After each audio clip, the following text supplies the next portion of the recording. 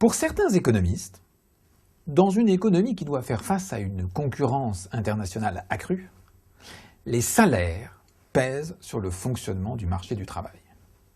En effet, les salaires représentent un coût pour les entreprises.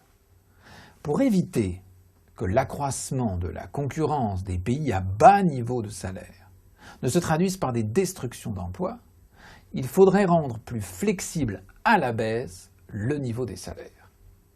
Notamment, l'existence d'un salaire minimum serait, pour certains économistes, une raison importante du chômage. Ainsi, dans l'impossibilité de baisser les salaires, les entreprises auraient tendance à remplacer les emplois les moins qualifiés par du capital, voire même à délocaliser leur production dans des pays disposant d'un coût du travail inférieur. Prenons l'exemple de Paul Lampli et de sa production de lecteurs MP3 sans fil. Malgré le brevet qui protège son innovation, Paul doit faire face à la concurrence de producteurs qui essaient de copier ces lecteurs. Ils sont installés dans des pays où le coût du travail est moins élevé. Et c'est un vrai risque pour lui. Que peut-il faire?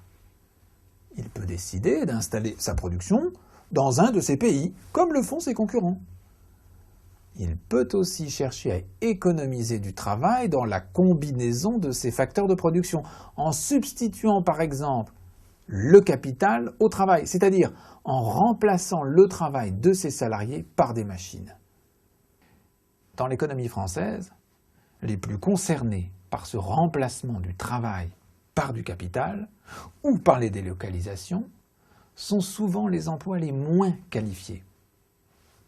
Remplacer un vigile par une caméra de surveillance, une caissière de supermarché par une caisse enregistreuse automatique, une secrétaire par un système de dictée vocale, sont autant d'exemples des effets destructeurs du progrès technique sur l'emploi.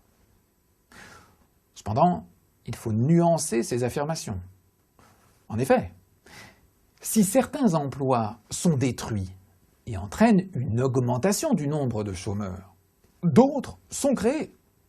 La nature même des emplois évolue et ceux qui sont concernés par le chômage ont besoin de se qualifier pour en retrouver un.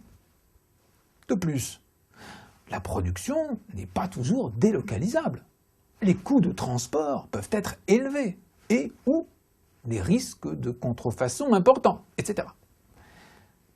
Un employeur peut faire le choix de conserver des emplois tout en formant ses salariés afin d'augmenter leur productivité et de maintenir ainsi ses postes. Si le coût du travail est une cause possible du chômage, selon certains économistes, d'autres estiment qu'il ne peut être tenu pour responsable.